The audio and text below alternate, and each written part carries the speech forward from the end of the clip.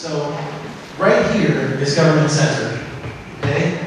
Right in the middle. So this street, although it's broken up a little bit here, is your main thoroughfare because you have the indoor area, Government Center, on Northeast 2nd Street. Then you have that walkway that takes you out to Northeast 2nd Street, excuse me. And that takes you over to the new Old School of the Arts and then into the downtown area, right? And then our other main street, bisecting it, is Northwest 2nd Avenue because that's obviously like the main street in the area. And if you notice, we drew our line all the way out to the river because this way we connect the transit hub this way, and then you walk out the back of it and you've got your main street here. And another main street would be West Flagler Street because East Flagler Street is going to have an enormous amount of development over the next couple of years. And that also connects to the Miami River. So another part of our concept is that you should have what's called active use liners. That's a concept from Midtown. Steve Jobs said that good artists borrow and great artists steal. Well, I'm stealing from Ziskovich. He's a very, very good land use architect. He designed the Midtown plan. It's actually the most complicated real estate land use plan probably in the whole county, if not the whole state. There's 4 different levels of government there, and we'll have something like that here. But what they did was they said, look, in exchange, we're going to make great streetscapes. And every investor I've ever talked to says the only special thing about Midtown is the street plan because it's got great pedestrian access and lots of trees. But in exchange, they said we're going to get 2% green space in the Midtown instead of the usual 10%. But we're going to replace some of that green space with trees on the street. But what's going to make this work? What ties it all together? Why is it that when you go to North Miami Avenue, which is Main Street, if you walk down the Midtown side, you see a lot of people walking around Midtown on North Miami Avenue. And what happened on the other side? Well, people mirrored Midtown across the street. They took a bunch of industrial and commercial buildings and they turned them into wonderful little shops and restaurants and retail. And they did that because there are eyes on the street. Eyes on the street are key to lowering your crime rate and raising your activity rate because it makes people safe. You don't need a police officer to see what's going on there. And these active use liners, which by the way are something that the city tried to rip out of the Walmart plan that failed, and unfortunately they have lowered them in the current buildings that are being built in Midtown. These active use liners are apartments that people can see out at night, that keep you safe at night without having to have a policeman on every corner. They are office spaces perhaps, they are shops. In Midtown, you have to have 65% glazing space on your main streets and something like 30 to 50% on your lesser streets. What that means is you have people looking out of these shop spaces, you have nighttime, you have daytime use, and that's what keeps the streets safe. And the last part of it is that all sides of the building are articulated. If you've ever walked past the building and you walk past that big loading dock, and you have this whole loading area and it's on Main Road, you know what I'm talking about. Like just walk past the Omni on Biscayne Boulevard. As soon as you walk past the hotel entrance, the next thing you get is this industrial vent, and then you get this like giant loading bay that the big rigs can go into from Biscayne Boulevard, and you have absolutely blank walls, blank hardened walls, just like you have here. And those create unsafe spaces. They depress the livability of the area tremendously. And by articulating all sides of the building, which is what they do in the original Midtown buildings, you create a situation where even your more industrial use areas, your garage entrances, still have some active use. There's still somebody looking at it, and it helps create cohesiveness for the entire neighborhood. I just want to second everything that Grant said and just read some of our notes from here. So some of the basic design strategies are to include broad shaded sidewalks throughout the district and to include pedestrian-oriented lighting rather than automobile-oriented lighting, to have multiple uses on every site. So like Grant was saying with the liners at ground level retail or cultural uses, a middle layer of schools or offices with roof gardens, and then residential towers with optimal solar orientation above. We want to recover the space under I-95 for public use and to create continuous streets with storefronts and trees that connect with the neighborhoods east and west of the highway as part of the strategy of connecting the bay to the river. And then a transportation hub just north of Government Center that would connect the Government Center Metro Rail to the Olive Ward station. Have a cultural hub here where we're standing now with the new library and History Miami at ground level, engaging public space more, and then having above that offices, residential, whatever other uses. And then stronger connections to the Miami River, particularly at Flagler and Northwest 2nd Street. Those are our orange lines here that kind of go from this area where we are now to the river. Bus shelters throughout the district and hopefully throughout the county. I mean, real bus shelters, but like, where you're protected from the rain and the sun. And to make the government center park right outside here the center of activity that's broadly inclusive, and, along with all the retail uses at ground level that would go around it, so that it would be active throughout the day and night.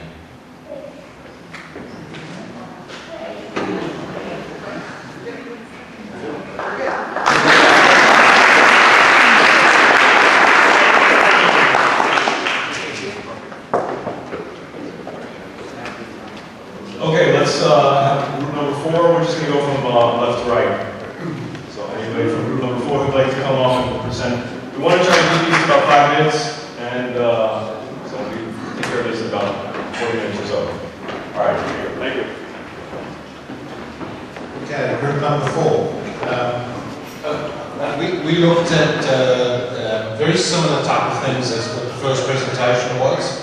I think one of the big things, at least for me, was trying to make this connection between the new Water Board Florida Transportation Hub and the recently extremely good news of everything being approved for the Flagler Street redevelopment. So to have some type of pedestrian connection, walkway that's pretty much all these tourists coming from Orlando in the near future, having them being pushed and directed to the new Flagler Street corridor. Also, staying on Flagler Street just for the time being, is the current the redevelopment is ending where the existing courthouse is, and it is to look into the future to be able to connect Flagler Street down to the river and make something beautiful as a pedestrian connection going that way too. Touching on some of the very similar points to the previous presentation, we agree that on the open space to keep it kind of where it is right now, but instead of having it more activated by creating almost like a European plaza kind of feeling, by putting retail and restaurants etc. around the plaza kind of feel on the existing open space. As far as the buildings go that are facing the 95, would be to propose some type of podium parking, again with a similar type of concept of having liners that are facing the plaza, could be residential, could be office, and then going down to where the courthouse is proposed to be, and where it's sitting right now on the existing cultural center. What's really lacking right now as far as downtown goes is a Class A office building that would be able to service the courthouse for attorneys, etc., and the legal professions. That's really, really needed downtown. Some of the points that the team came up with were, to have a really nice landscaping, and a lot really focus on we were here in Florida, and green, just really focus on landscaping, focus on lighting, and let me just see what else there was here. And maybe someone else wants to keep working. Yeah, I think carrying on with this over here, with the parking is to be able to also have some mixed use stuff over here, but also more focusing on the 95. Right now when you drive through here, it doesn't look pretty when you're coming into our downtown core. Is to be able to really make this a moment where it really is attractive to see what our downtown core looks like from the 95. So that could be some type of screening or something that's hiding these parking facades. And I'll give it to somebody else. I've covered it.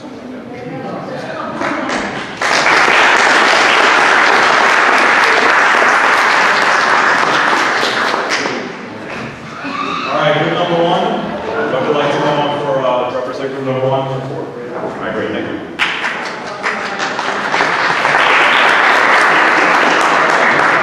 Robert, I'm with group number 1, they're shy. Raise your hand. So we started off by just talking some just bigger principles overall that should sort of guide everything we do. Number one was there should be accessible 24-hour-a-day green space on the roof of every building in any future development. And then new developments must enforce or include or take priority with affordability from a residential point of view and attainability, resiliency, and by that we don't just need green, we also need able to transform into its next phase or next use quickly and easily, and definitely easily connect to transit. The big ideas here, we're taking and lining everything facing the existing park with some active retail slash use that is appropriate and draws energy to the street level. Repurposing and refashioning existing buildings and taking advantage of the fact that they can be tall and can be higher and reusing them wherever we possibly can. Making government of all levels and jurisdictions, city, county, and state, easily accessible so that we have one-stop shopping where the public has to interface with their government. Need to be included in the campus plan. And bridging over roadways when appropriate to meet additional connectivity issues where buildings could actually connect, not maybe at the street, but at a higher level to meet function.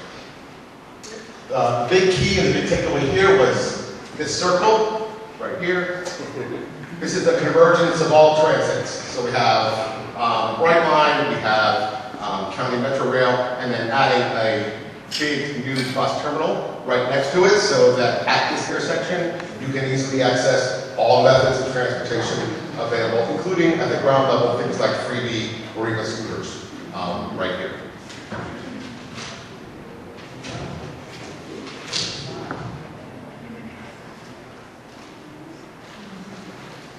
We then went on to talk about how this whole thing connects to a parcel over here, and making a green and walkable and enjoyable way to get to these parcels here and engage the river became very important. So we actually started talking about how important these streets are and where they connect, and that it doesn't have to stop at 95, it needs to continue itself all the way through under 95, because 95 is probably not going away ever. But it should not be something that we're afraid to walk under. We should be actually able to find it kind of cool to go do stuff underneath the off-ramps.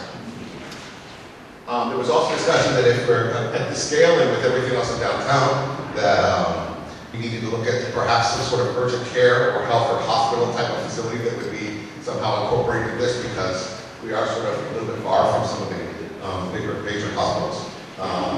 The plaza, which was the main parking plaza, which was kept here, was discussed by lining it again with a more active type of structure or function like retail, and maintaining a public space here that was very green, but also convertible easily with awnings or tent structures or whatever, so that different types of events could be held up there and become a real activity center. The cultural function, where it is located now, we felt that that was a great connection point because it connects to the other cultural touch points all the way to the bay, but its structure needs to be completely reimagined and reevaluated and re-engineered so that it actually is no longer a barrier, but something we can all approach and enjoy. And there needed to be a way, as a concept, for our major education institutions like Miami-Dade College and FIU to easily plug in to programming aspects of the project.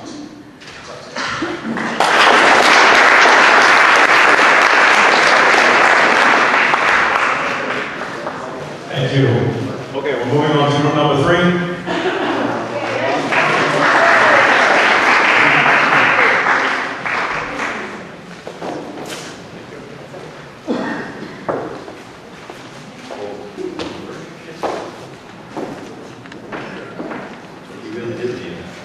We had a good guy who was like really good. Michael was really good at all this, and he said, "I'm going to leave before the presentation's done." We're like, "No, you can't leave. You can't leave. It's impossible." And he really did. Okay, so come on, guys. So this is our team, and you guys wrote all this stuff. So I'll just go through the big picture.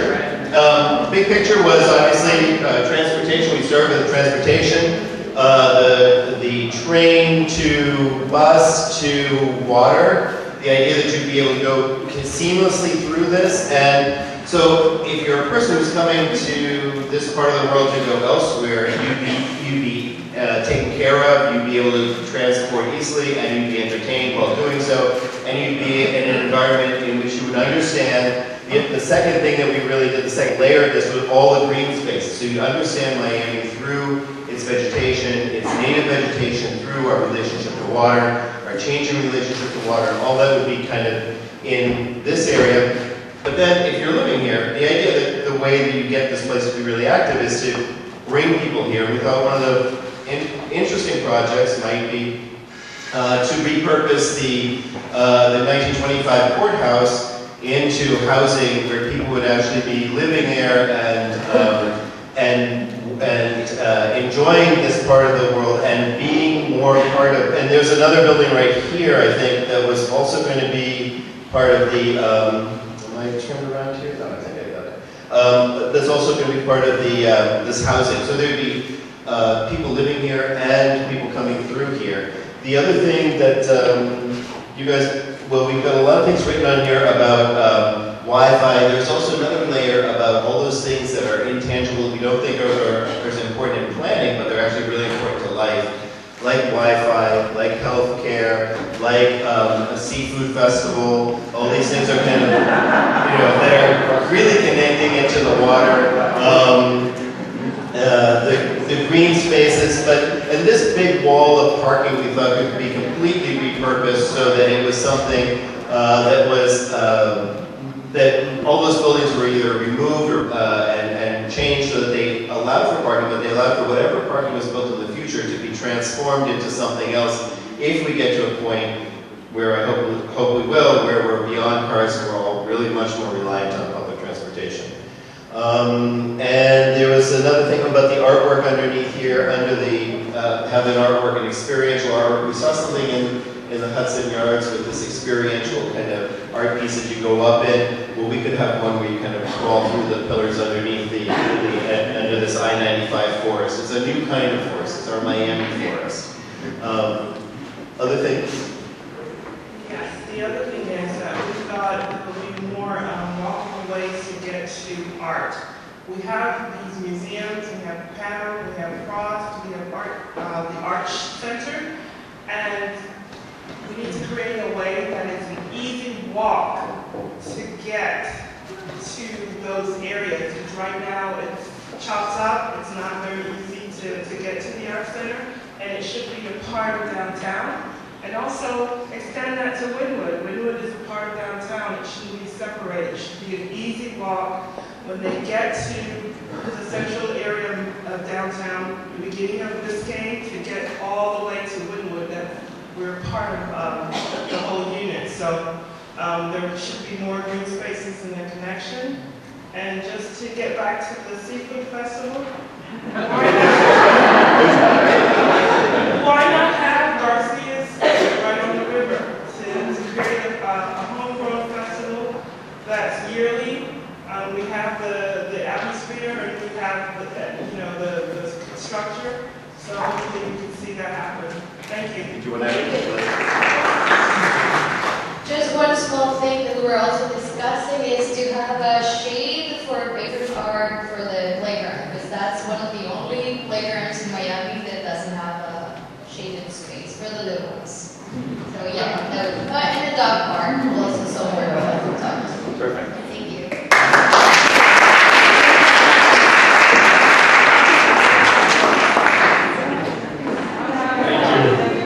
Okay, number 6. That's Miami.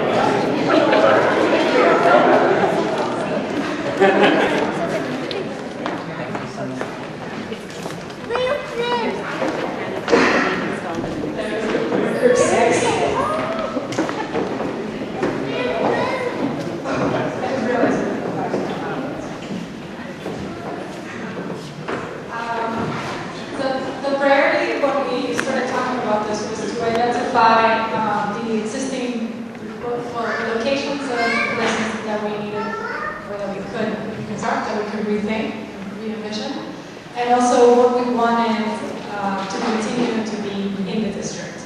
So we decided that we wanted government to still be here. We decided that we wanted transit, and we wanted to enhance the transit. And we also decided that we wanted more housing and more mixed development. So and more green space as well. So coming from those ideas, the first thing we did was, one of the first things we did was extend the beautification happening on Flagler Street into a second phase that would take it all through the government center or the cultural area that's currently here, and sort of create a more pedestrian-friendly environment, extending from Biscayne all the way into where we are currently. And then we moved the government center 1 block south into this cultural area that we are right now, and we enveloped the county hall with mixed development that would include housing, so that you don't have just one block that shuts down at 6 o'clock. And that's sort of the idea that we went throughout the project. So anything that would have offices and that would have the courthouse, we wanted to envelop it with activities that would extend through the night. So for example, here, which is the children's courthouse currently, we wanted to create a mixed development and create a green space that would have pop-up shops and things that would be activated. And we created essentially what is a very green covered space of walking and activity all throughout the area that would extend into mixed development by the river, that would create affordable housing and workforce and other sorts of, and also retail, sorry. And then we wanted to have educational facilities as well. Understanding that this is a very desirable area, it would have to be mixed in with other uses, but we also wanted to create spaces where the children are not only stuck in like these high-rise buildings, but also have green space for them to activate. So there was a whole concept of maybe creating a community / school space where you would have courts for children to play and to do activities, but also could be used for the community later on when the children are there. What else would I have missed?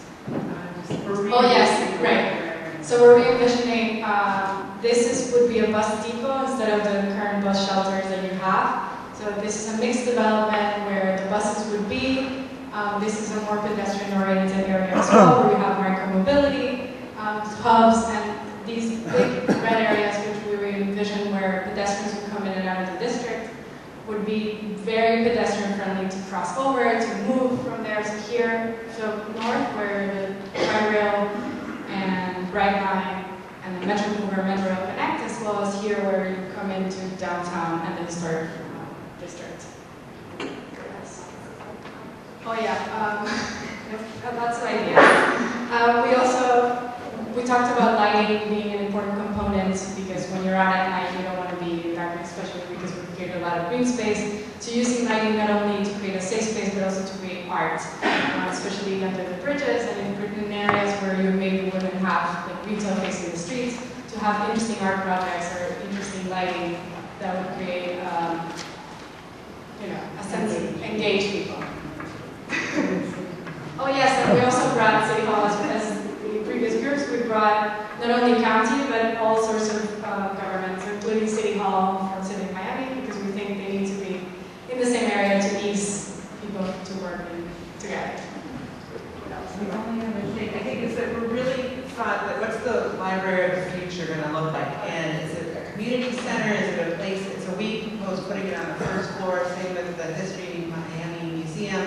Something that when you're walking by, you want to walk in, and maybe you don't need as much square footage just for a library, but maybe you create a community center where it can be used for multiple different uses. Yeah, and the idea is also to have them engaged on the street, not just in the pedestal.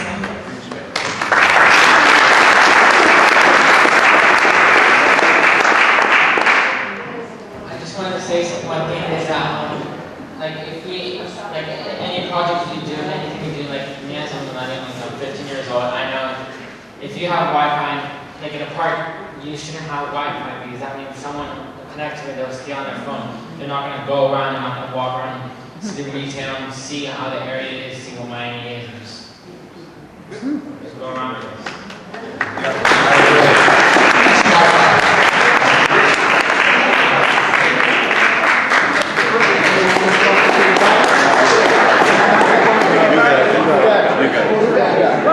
Let's go, Fritz. right, group number 2. Zero G zone. We just branded it. Zero G zone.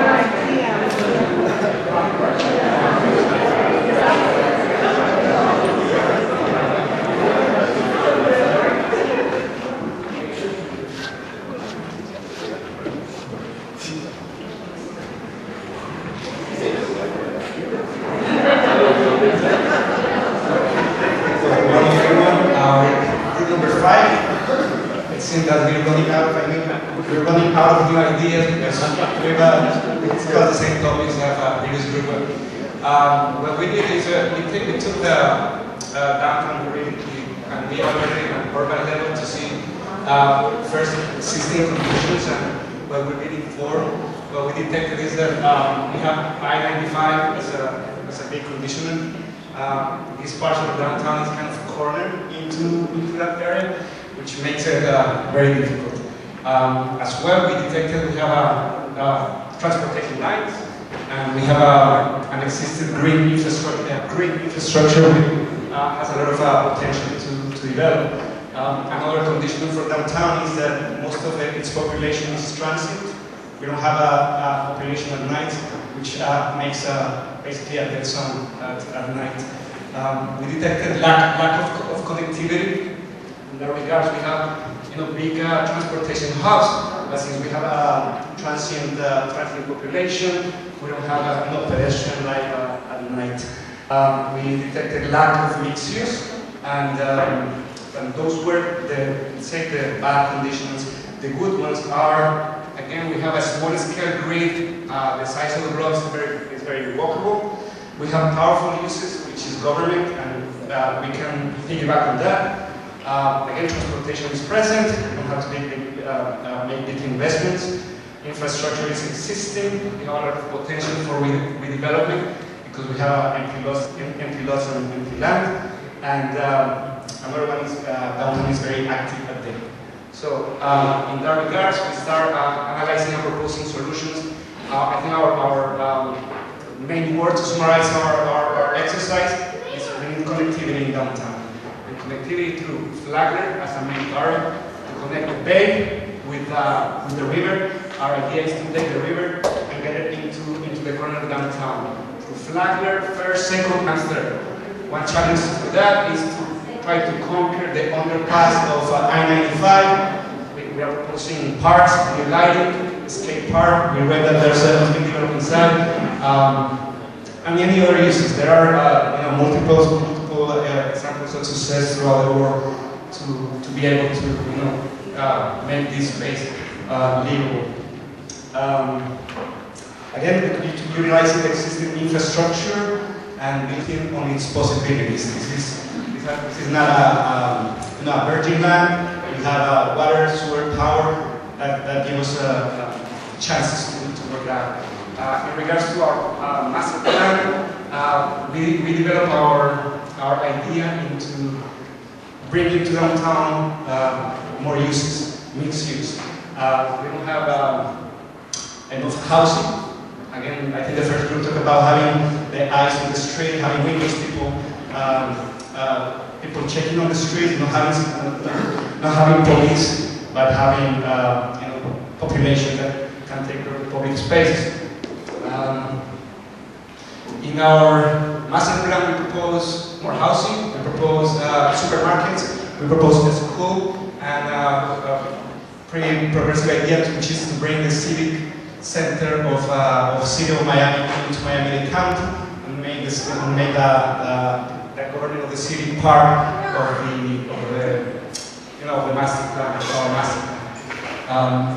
Any other questions? Oh, yeah, more concepts. We discussed about the necessity of having affordable housing in downtown that is satisfying the necessities of the workforce and not only the investors or foreign ones, and open space, having green space, flowers, green colors, multi-colors, being able to put furniture into the streets, lighting, shade was another of the concepts that we would have.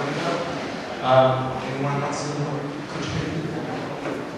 Just add a couple of things. So we share the same vision that the prior group that came before us had about a community center, a civic center, and making this space where we are now more integrated to the pedestrian, more accessible, more interplay so that you actually see the beautiful space that would be here. As he said, shading is very important during the day, as the lighting would be at night. And the connectivity to the river, I think, is a common theme that we all see is definitely needed.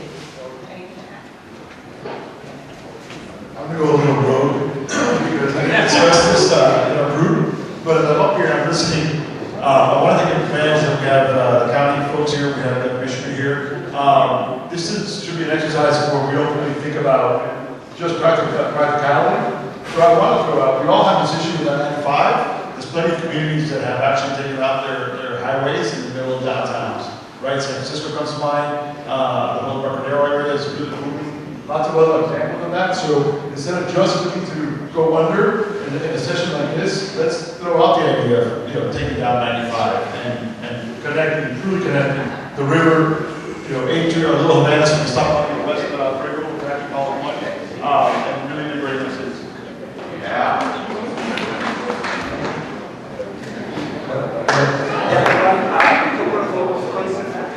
Can you hear me? A couple of concepts as well. Be able to address these parcel with houses and connected to downtown.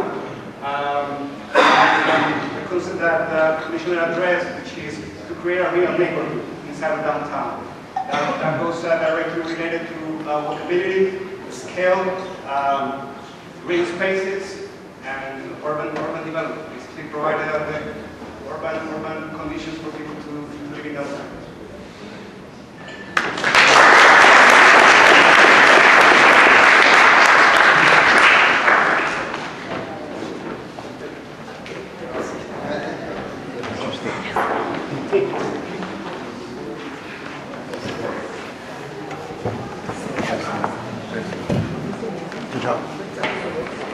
Okay, last but not least, group number 7. Thank you.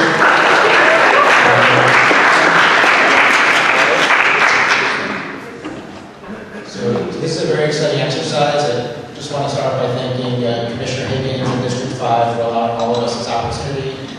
Planning, zoning, Jess, Nathan, everyone, Mario.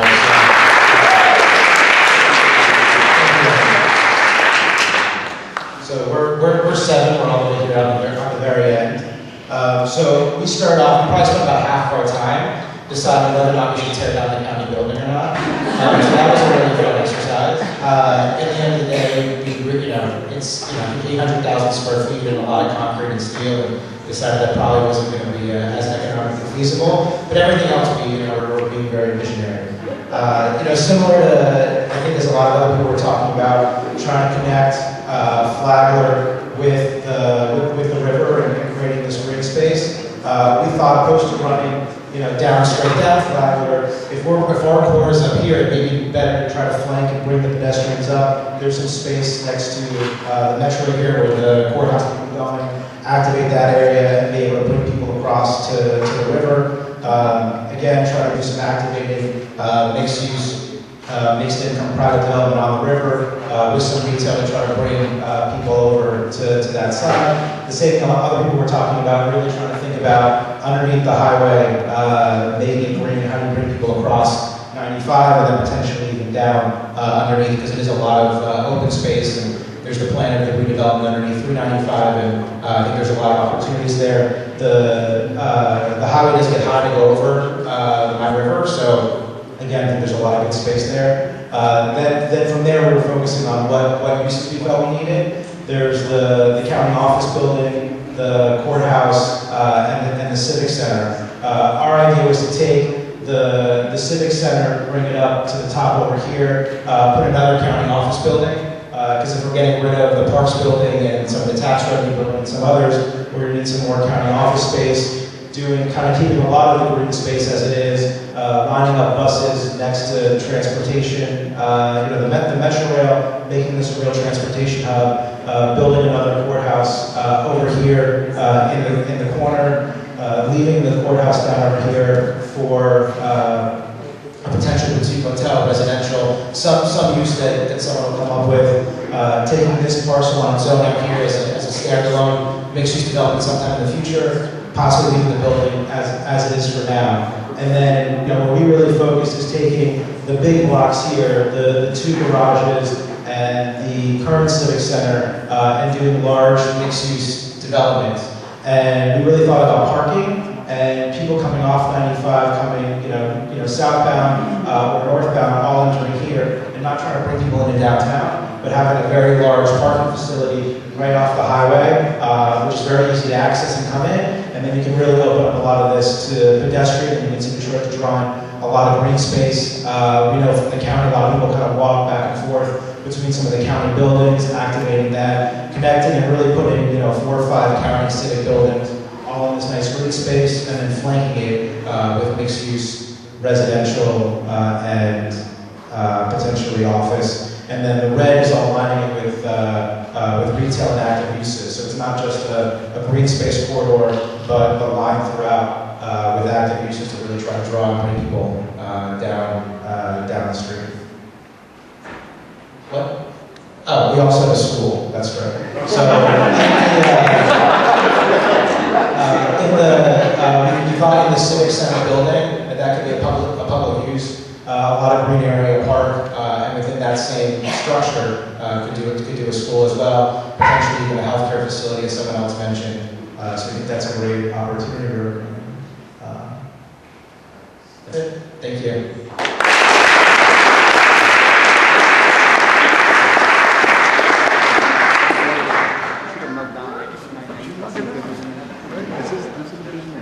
Great, thank you so much. Don't go away. We have Commissioner Herman. She's going to tell us a few things about the next steps in this process and how we're going to go forward. Okay, well, first, I would like it if everybody would give a big round of applause to all the county staff who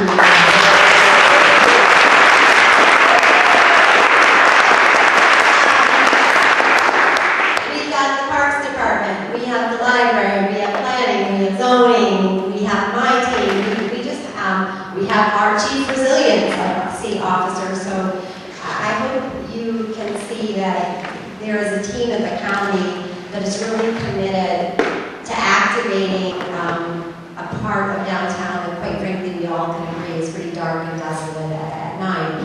So it would be a better place to live in, a better place to work in, and then selfishly, from the government perspective, we might be able to generate a little revenue from as well, which is helpful as we try to provide services back to the residents. So our next steps, we will be working with the whole team at the county to consolidate the themes. I think we saw that there's some connected themes from table to table to incorporate your input with the input we've already given. We will have a final report from this event. But then our ultimate goal is for collectively us by the end of this year to present a vision document for what a master plan for this area would be and present that to the Board of County Commissioners for their approval so that we can begin actually developing the request for proposals to get this project started early in 2020. So that, I think, did I overcommit us? Maybe I overcommitted us, but I think we're committed to doing this quickly. I think it's important. I think we learned, many of us learned from how interested Amazon was in downtown Miami because of the transit connectivity, that if we can activate this now, we will be able to attract more business opportunities and live, work, commute things. And so the sooner we do that, the better. So we're committed to doing that. And I just, I can't thank you enough for spending the day with you. I always try to tell people that if we don't get, if you don't give me your ideas, you get my ideas. Might like them, but also might not like them. So it's really important that we get a lot of heads in a room so that we can activate hundreds of ideas versus just the ones that are stuck in my own brain. So we appreciate it. Thanks for coming, and you know how to reach reach our office, we're